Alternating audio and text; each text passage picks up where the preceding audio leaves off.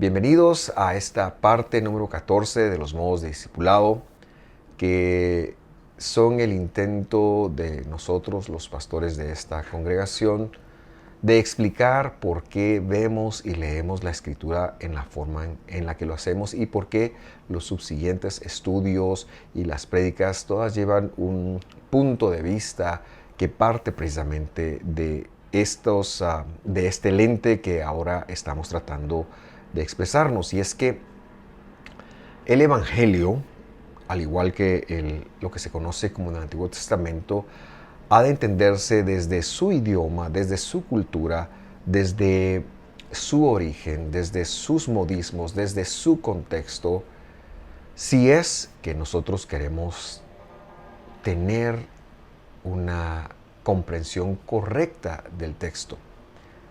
Alguien dijo muy certeramente que Dios era responsable de lo que había dicho y no de lo que las personas habían entendido.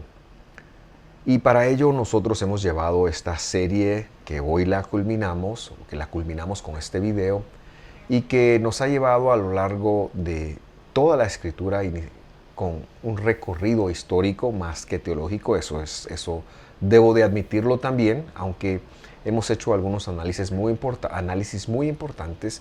De cualquier manera, es importante señalar que hemos tratado de señalar más lo histórico y lo contextual para justificar por qué nosotros hacemos la lectura que hacemos del texto y por qué para nosotros es tan importante volver a las lenguas originales, volver a las costumbres originales. Además, señalamos que también la política, la historia, el lenguaje ha tenido una gran influencia en el pueblo de Dios y en la lectura que este mismo hizo de la Escritura, y de alguna manera en muchas oportunidades se lo leyó desde la necesidad que se tenía. Le pongo un ejemplo. Y casi siempre se llegó a un lugar incorrecto. Pero le pongo un ejemplo. La teología de la liberación le llevó a Moisés desde el marxismo-leninismo de los 60 y llegó a unas atrocidades que todavía se predican desde muchísimos púlpitos.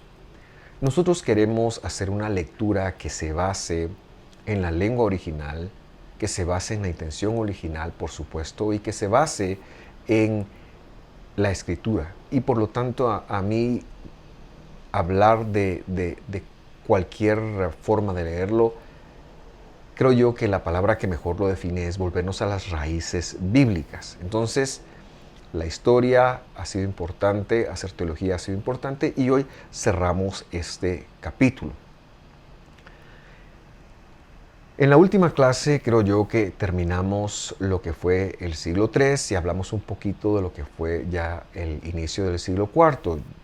Yo no voy a entrar en todos los detalles, más que hablar de un personaje que fue central para este movimiento, fue central incluso para cómo se piensa hoy en el occidente. Yo he de decir que este personaje, y me refiero a Constantino, sí se pudiera ver él como el fundador del cristianismo occidental, por las cosas que él propuso, porque él es el que lo hace la religión oficial del imperio por una necesidad política que él tenía. Y es que a raíz de muchas guerras, Constantino logra llegar al poder. Pero Roma es un imperio muy grande y ya su antecesor ha cometido el error de dividirlo en segmentos y poner césares por muchos lugares, algo que a él le ha costado muchos años en conquistar, y ahora él es el emperador principal, el único emperador de Roma. Y hay una religión que le ha ayudado a llegar. De hecho, él tiene un romance con el cristianismo por muchos años, aunque no se convierte oficialmente hasta en su lecho de muerte, que es cuando se bautiza. Pero él ha tenido un romance y hay una batalla muy famosa que se conoce como la batalla del Puente Nilbo, en donde él tiene una visión de una cruz y él entiende que los cristianos le pueden ayudar en su ambición de ser el único emperador de Roma en medio de todas estas guerras civiles que se estaban dando. Y esta religión tiene un atractivo muy grande para Constantino porque es una religión que solo cree en un Dios. Y él está tratando de unificar la mentalidad romana en solo un emperador después de 30, 40 años de muchos emperadores. Y entonces él ve aquí la oportunidad y es él el que oficializa el cristianismo como la religión del imperio. Y a partir de acá, cualquiera que no piense como el Pontífice Maximus, que llegó a ser él, por supuesto, será perseguido. La historia tiene muchas variantes, yo solo quiero presentar una de ellas que es muy importante, porque cuando Constantino decide adoptar el cristianismo como la religión oficial del imperio, pues empieza a preguntar, ¿qué es el cristianismo? Curiosamente, hace esta pregunta en Roma y recibe una respuesta. Pero luego hace una pregunta, esta misma pregunta en el Asia Menor, lo que hoy se conoce como Turquía, y recibe una respuesta un poco distinta. Vuelve a hacer la pregunta a los creyentes del norte de África, y recibe una respuesta completamente diferente. Entonces, lo que él sí se da cuenta en estos compases de la historia es de que el cristianismo no está unificado, no hay una idea central, contrario a las religiones a las cuales los romanos estaban acostumbrados. Entonces se le ocurre hacer algo en el año 325 y a petición de muchos obispos, porque originalmente este concilio, que se llamó el Concilio de Nicea, iba a tomar lugar en Ankara, un lugar muy frío, pero los obispos de todo el imperio solicitaron que este concilio se llevara a cabo en Nicea, una ciudad a la orilla del mar y con tintes de un lugar veraniego y de vacaciones. Así que en el año 325 se reúnen 300 obispos, líderes de muchas de las congregaciones de todo el imperio que piensan distinto, por supuesto. Esto es así. Ya hemos visto en siglos distintos, en siglos anteriores, cómo hay pensamientos que se dan en Roma, pero que no se llegan a finiquitar del todo en otros lugares, especialmente en el siglo II. Pero en el siglo IV esto será muy distinto porque a los acuerdos a los que lleguen, a los dogmas a los que lleguen, será la religión oficial y el que no piense de esta manera, entonces será perseguido. Así que con una mayoría casi absoluta de obispos que venían del este y 2 o 3 obispos que venían del oeste, se reúnen 300 obispos en la ciudad hermosa de Nicea y a costillas del emperador empiezan a disertar, empiezan a hablar, empiezan a discutir sobre qué es el cristianismo, que era la pregunta que quería Constantino el emperador que fuera resuelta. Él está preguntando qué es el cristianismo porque ya teniendo claro qué es, nosotros vamos a oficializarlo y hacer esta la religión oficial del imperio. Y al haber sacado al cristianismo por espacio de los 200 años anteriores de su tronco judío, por el antisemitismo que se había y por el problema político que las guerras judías habían dejado, pues ya no se tiene una certeza, ya no se tiene una unidad de criterios en cuanto a qué es. Y entonces empiezan las discusiones, pasan un par de meses, los obispos no se ponen de acuerdo acerca de qué es el cristianismo y en qué se creía. Entonces Constantino se cansó de esta situación y decide hacer algo. Manda que el ejército rodee el lugar donde están los obispos y les dice: señores, de aquí nadie sale hasta que ustedes me digan qué es el cristianismo. Y entonces tenemos que en menos de 24 horas y con mucha gente hambrienta y con sed, estos obispos se ponen de acuerdo y salen los dogmas, no realmente creencias bíblicas, pero dogmas como de la doble naturaleza, de la encarnación y muchos conceptos que hoy en día, sea dentro de lo católico o dentro de lo protestante o evangélico, se creen como que estuvieran escritos, siendo estos dogmas de la fe, porque algunos de ellos van en contra de la palabra del Señor como se expresó.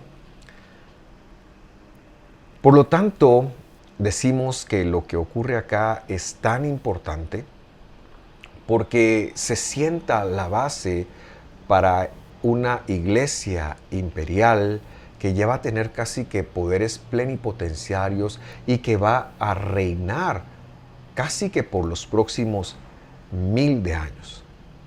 A la gran mayoría de conceptos que se adoptaron en el Concilio de Nicea se los conoció como los dogmas de la fe, los primeros dogmas de la fe. Y aunque hubiese alguno de ellos, varios, se puede decir que ni siquiera se pudieran comprobar con la Escritura, como venían de eruditos y como venían de un consenso. Por eso decimos que no siempre la mayoría tiene la razón, pero venían de un consenso, se adoptaron como dogmas, aunque las personas no pensaran o aunque estos no estuvieran en la Escritura. Justo cuando el concilio se acabó, viene un obispo de la iglesia de los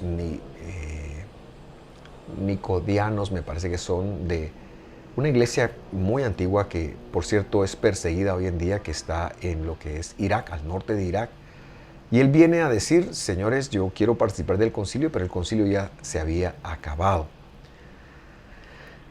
Y a partir de acá tenemos muchos otros obispos que se reunieron a hacer concilios, pero el concilio que sentó las bases de lo que la religión organizada ahora iba a ser, se llamó el Concilio de Nicea. Y esto es determinante e importante que nosotros lo conectemos, porque es a partir de acá que el cristianismo se oficializó como religión, incluso con los errores dogmáticos y en contra de la palabra de Dios que aquí se presentaban. El problema es que cualquier persona, cualquier obispo que fuera en contra de esto, sería perseguido y sería muerto, porque ahora la autoridad estaba de parte de estos dogmas. Y es así como en la Edad Media se persiguió a tanta persona que pensara distinta, se quemó a tanta persona y hubo tanta persecución, valga la redundancia, de personas que se atrevían a pensar distinto y de personas que de alguna manera cuestionaran lo que se había adoptado o seguiría adoptando en los demás concilios que después hubo, porque luego se reunieron para hablar de la divinidad de María, del deicidio, de la Trinidad. Fue otro de los concilios en los cuales decidieron que había una Trinidad. Y bueno, muchos de esos concilios que una vez se llegaba al dogma que fuera, pues se tenía que creer de esa manera. Y es así como las Biblias fueron siendo acomodadas y como el resto de nosotros fuimos creciendo dentro de esa realidad, pero que ahora Dios nos está permitiendo sacar la cabeza un poquito del agua, de esta agua, y ver qué es lo que Dios realmente tenía como intención, habiendo dicho a su palabra. El Concilio de Nicea es determinante porque desde el siglo II después de Cristo se había hecho muchísima teología que se había basado casi que exclusivamente en Filón de Alejandría. Ya vimos quién fue Filón en el estudio pasado, y veíamos que él fue un filósofo judío, pero filósofo que tuvo muchas teorías, y entre ellas lanzó una teoría del logos o del verbo o de la palabra, como se lo traduzca, solo que era un paso abajo de Dios, y el cristianismo temprano toma este concepto y por eso ven a un Jesús distinto del Padre luego, y bueno, tantas otras filosofías que entraron, porque este filósofo, Filón de Alejandría, era gnóstico y él propuso muchas ideas que tienen que ver con este estilo de pensamiento que se han quedado y se quedaron en el texto y que incluso yo me atrevería a decir que hasta las traducciones se esfuerzan para que así se vea. Pero Dios en su amor nos ha permitido revisar y volver a las raíces bíblicas porque todo esto ha funcionado en detrimento de Moisés, de David, de Pedro, de Pablo, de Jacobo y de cualquier otro de los escritores de la Escritura. Así que hemos de conectar que este legado es el legado en el cual nosotros nos sentamos a leer la Biblia, nos sentamos a interpretar la Biblia. Y por eso yo señalo que en este punto, en este concilio de Nicea, es donde nace verdaderamente el cristianismo occidental, lo que se conoce como la Iglesia Católica, que tiene un gran problema y por supuesto el protestantismo, no lo voy a decir, no lo voy a negar, perdón, pero que ha sacado a Jesús de su contexto y por supuesto lo ha sacado de su palabra. Nuestra idea es que después de estos estudios, de estos módulos de discipulado, usted pueda empezar a adentrarse en los estudios de la Biblia que estamos lanzando en nuestro canal de YouTube.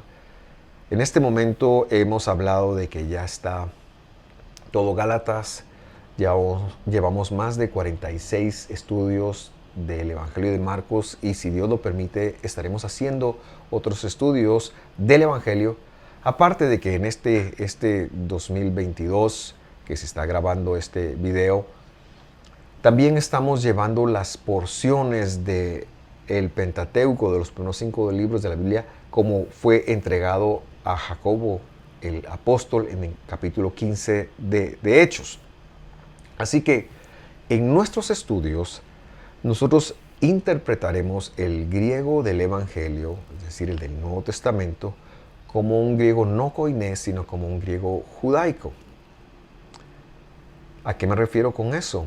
A que a los conceptos que se vierten, que son vertidos, en el Evangelio, hallaremos mediante esta famosa traducción de la Septuaginta, cuál es su equivalente en el hebreo para entender la idea correcta que se quería transmitir, porque recordamos y señalamos que el Evangelio de Marcos a Apocalipsis es un escrito judío, completamente judío del primer siglo, y que el único escritor no judío, Lucas, también era un prosélito judío que conocía muchísimo de la historia y por lo tanto podemos sin lugar a dudas decir que todo el Evangelio tiene un punto de vista judío.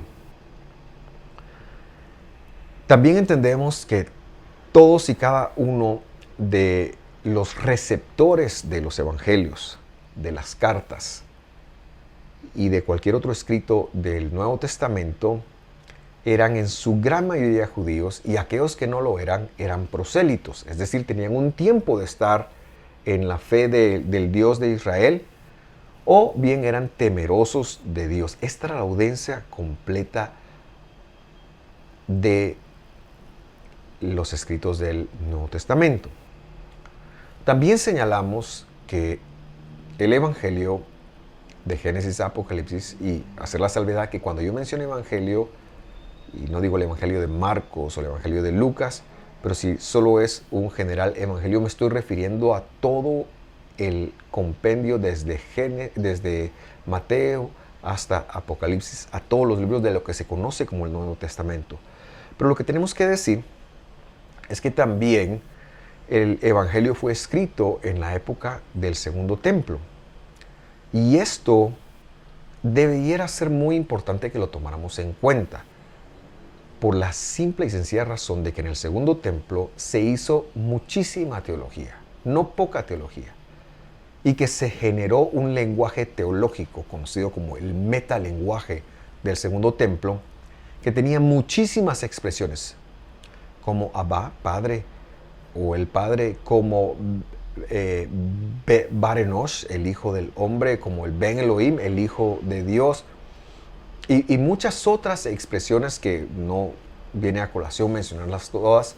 Hemos mencionado algunas en nuestros estudios de Marcos, pero que de alguna manera todas representaban o tenían una atribución o se podían localizar en, en la Biblia y tenían un desarrollo y no reflejaban la literalidad de las palabras. Es decir, por ejemplo, el Hijo de Dios, para poner un ejemplo, no era el Junior, no era la concepción de Dios, sino que era un elemento de Dios mismo, era una forma de describir a Dios mismo que se había reducido en su poder, que se había reducido en su forma, pero sin dejar de ser Dios, y que había venido aquí a la tierra, y que quiere decir el cuerpo de Dios, o bien quiere decir la disminución de Dios para venir a esta tierra, pero sin dejar de serlo. Entonces, señalaremos en algunos estudios que este lenguaje teológico del Segundo Templo, muy famoso, también está registrado en muchos otros escritos de la época, y por eso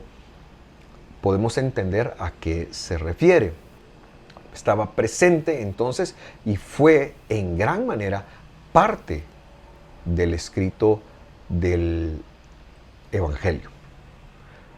Ahora, hay un punto que también es importante aclarar, y me refiero, en cuanto al Evangelio, a lo que se conoce como la historia del Evangelio, la historia del Nuevo Testamento. Y en primer lugar decimos que no hay un manuscrito original, no hay un libro original, no hay un evangelio original en ningún lugar del mundo.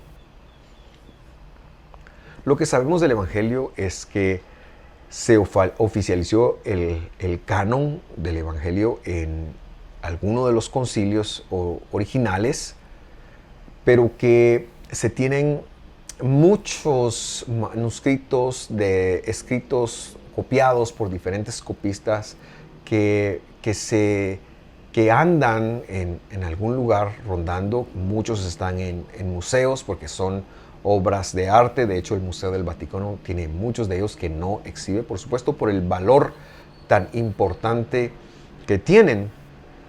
Pero ¿cómo es entonces que nosotros hoy, si no existe un canon, un documento original que se llame Evangelio o Nuevo Testamento, cómo es que nosotros tenemos ese libro en las Biblias nuestras tan fácil de acceder? Y la respuesta es porque a lo largo de la historia Dios hizo un milagro de preservación de textos que distintas personas preservaron a lo largo de los últimos 2000 años. De hecho, es un milagro que usted tenga un evangelio. También decir que en uno de estos concilios pues se determinó cuáles iban a ser los libros que estaban dentro y cuáles no, porque hubo muchísimos libros conocidos como apócrifos que no entraron en el canon precisamente por los problemas que tenían en función de lo que la Biblia hebrea decía. Es decir, que los únicos libros que entran son aquellos que confirmaban lo que la Biblia hebrea, de Génesis a Malaquías, ya ha enseñado. Entonces, señalamos que hubo una preservación divina, pero también Dios usó a ciertos hombres, a ciertas personas, y yo quiero mencionar una figura muy importante, la figura de Erasmo de Rotterdam, quien es un académico holandés, que en el siglo XVI, en el año 1500 y pico, a principios de este siglo, él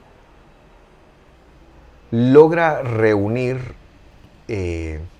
manuscritos antiguos para él, que son del siglo XII, más o menos del año 1120 en adelante, y que tienen una influencia bizantina. Eso quiere decir que vienen de la iglesia del este, del oriente, que dicho sea de paso, se mantuvo en pie casi como imperio hasta que fueron conquistados por los otomanos, pero que en el siglo XII todavía existía una preservación de estos documentos.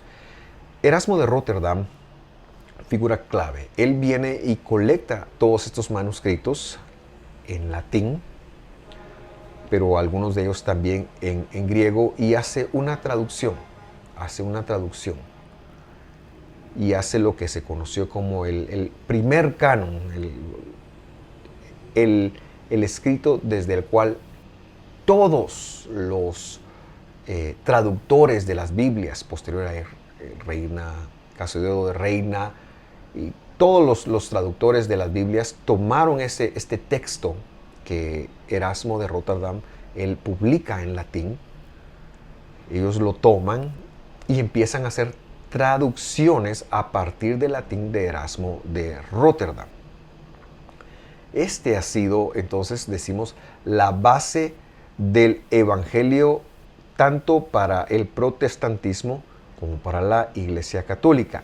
Este manuscrito que él reúne se conoció en la teología como el Textus Receptus, y esto quiere decir los textos recibidos. Esto es muy importante conectarlo porque es el origen de los libros Mateo, Marcos, Lucas, Juan, etcétera, etcétera. Y lo que dice allí, traducido a nuestros idiomas, es lo que nosotros hemos ido leyendo. Esa es la Biblia, ese es el Evangelio que hemos estado leyendo. Pero sucede que ya antes de estos manuscritos habían aparecido muchos otros segmentos, porciones, frases de distintos pasajes. De hecho, creo que en el Museo del Vaticano hay, por ejemplo, un extracto del Evangelio de Mateo de 3 versículos o 5 versículos, me parece que es, del siglo II, que esta es una reliquia y que se ha conservado. Obviamente no está a la disposición del público, pero que nosotros sepamos que de la misma manera empezaron a aparecer o han aparecido a lo largo de la historia muchísimos manuscritos que también a su vez se han recopilado. Y este Textus Receptus, que es el texto que Erasmo de Rotterdam compuso y del cual se han traducido, entonces empieza a presentar unas divergencias con manuscritos que son anteriores, que son más antiguos y que de alguna manera son más confiables. Por tal razón, entonces se empieza a hacer se empieza a dar una necesidad de hacer una conexión teológica, hacer una interpretación teológica de lo que está ocurriendo. Pongo un ejemplo. En Marcos capítulo 9, 29 leemos: Jesús contestó, esta clase solo puede ser expulsada con oración. El Textus Receptus agrega y ayuno, pero se le ha empezado a quitar en las traducciones más recientes porque fieles a los manuscritos más fieles, vale la redundancia, estos no traen la palabra ayuno, sino que esta pertenece al Textus Receptus. Y de ahí muchas de las divergencias que puedan darse en las distintas traducciones.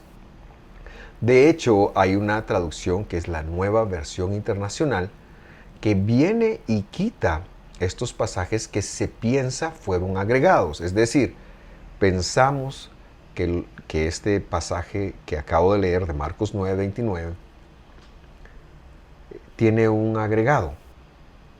Es oración y ayuno. Y los manuscritos anteriores lo confirman. Por lo tanto, la necesidad de hacer teología se vuelve más y más cada vez una forma de entender, de conectar y por supuesto de interpretar para el lector del siglo XXI. Y es entonces que aparece la figura literaria de lo que se conoce hoy en día como el aparato crítico. ¿Qué es el aparato crítico? El aparato crítico registra la aparición de muchos manuscritos de fiar y antiguos que empiezan a tener diferencias con el Textus Receptus. Y es a partir de ahí en donde los teólogos y nosotros que leemos la Biblia en el siglo XXI, teniendo la necesidad de conocer esto, tenemos que empezar a hacer teología, tenemos que empezar a plantearnos. Por eso respondemos que el Evangelio solo puede interpretarse a la luz de lo que el Antiguo Testamento ha señalado que es. A partir de entonces se han encontrado muchísimos manuscritos más y la primera persona que se registra en la historia en hacer una crítica al Textus Receptus de Erasmo fue Robert Estienne en París en 1550, siendo él un teólogo y también el dueño de una imprenta.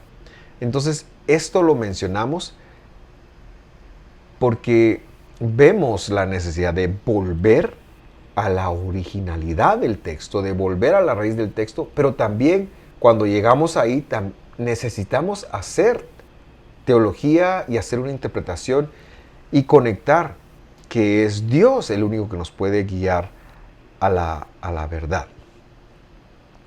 Y por eso es tan importante el contexto hebreo del Antiguo Testamento, porque es el que nos da la raíz, es el que nos da el conocimiento. Y por eso es que nosotros, si encontramos una palabra, por ejemplo la palabra pistis en griego, es un concepto griego, es un concepto filosófico griego que se llama o que se puede traducir como fe.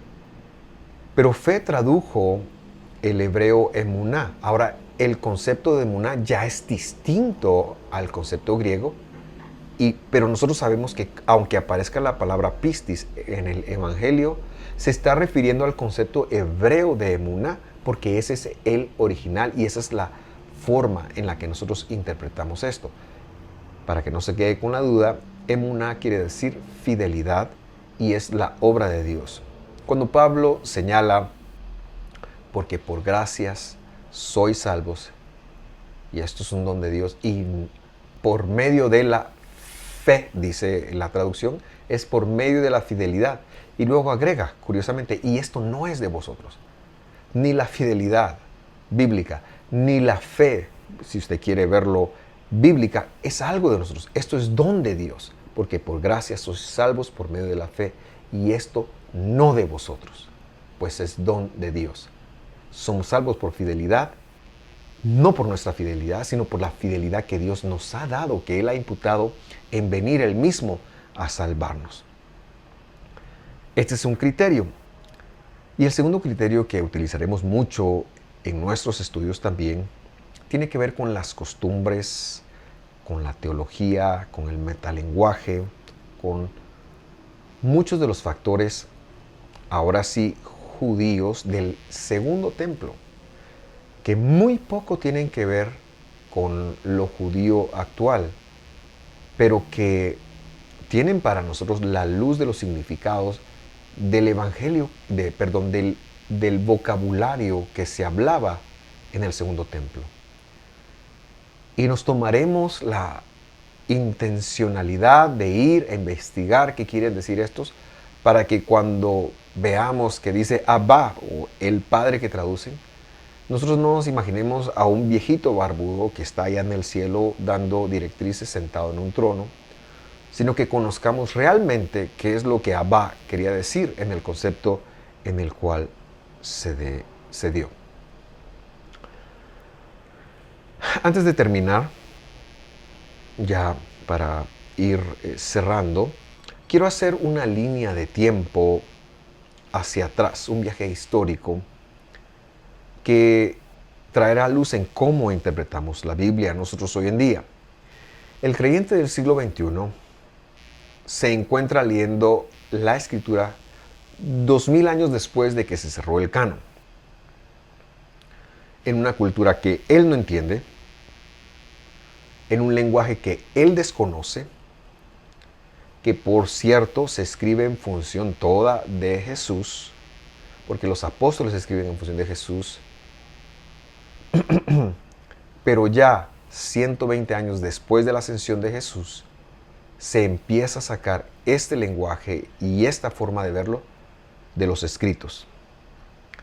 Luego nosotros llegamos a Constantino, quien para acabar con un problema de tetrarquía político, con un Dios único, exige a un movimiento cristiano que todavía cree en un Dios único, un solo concepto. Y este movimiento, ya apartado de su tronco bíblico, de su raíz hebrea, a finales del siglo IV, permite que Constantino haga esta exigencia y él, Constantino, se convierta en pontífice máximo de la iglesia y del imperio, porque el emperador también era el que dictaba la religión. Y a partir de ahí, los emperadores romanos y después los papas romanos también fueron dictando ellos mismos qué era lo que nosotros deberíamos de creer, muy al estilo de lo que por cientos de años el emperador romano dictó en cuanto a la religión de ellos. Esto duró casi 1000 años, hasta que en el siglo XVI Dios permitió que la reforma cobrara fuerza. Es un punto de inflexión la reforma, pero nosotros sostenemos que es insuficiente, porque no se volvió a la raíz original de la Biblia, se permitió el antisemitismo, no se regresó a Israel, que era la idea original de Dios, no se volvieron al Dios de Israel, sino siguieron practicando teología desde las bases filosóficas, por supuesto, que el señor Filón de Alejandría había dispuesto. Por eso sostenemos que cuando un creyente del siglo XXI lee la Biblia, la lee con todo este bagaje, y yo me he quedado corto en función de tiempo, y el deseo de este servidor es que volvamos a la raíz bíblica de la intención con la cual Dios la dio. A partir de aquí, usted podrá visitar y ver, y lo animamos a hacerlo, nuestros estudios de Gálatas, de Marcos, los de las porciones, pero ya con esta óptica. Al día de hoy estamos en función de seguir produciendo, estudiando y transmitiendo más estudios. Vendrán otros libros del Evangelio y bueno, desconocemos a dónde nos llevará Dios, pero estamos dispuestos a llevarlo a cabo. Sepa usted que por ser un hijo de esta casa, no importa si usted viene o si usted está en el extranjero, pero estamos dispuestos a trabajar con usted o en cualquier lugar que esté.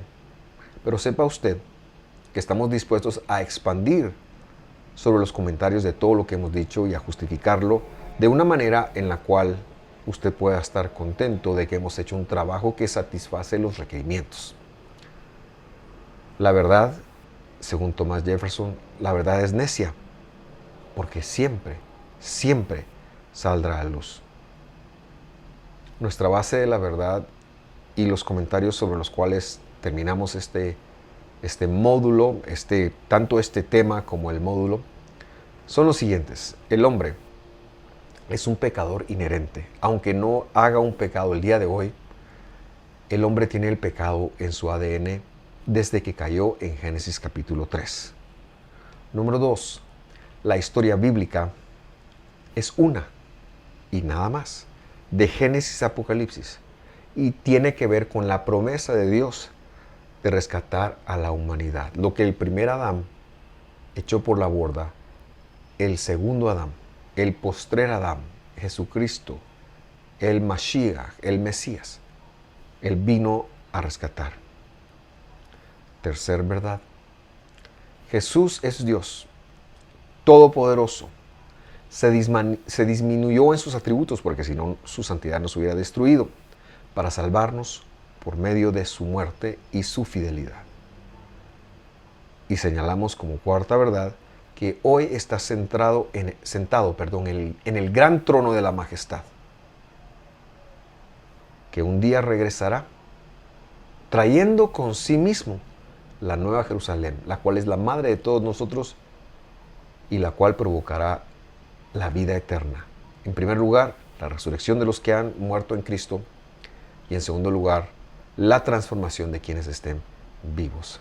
Gracias por sintonizarnos, me ha dado un gran placer y como le dije, estamos a la orden. Que Dios lo bendiga, lo esperamos en nuestros demás estudios. Hasta pronto.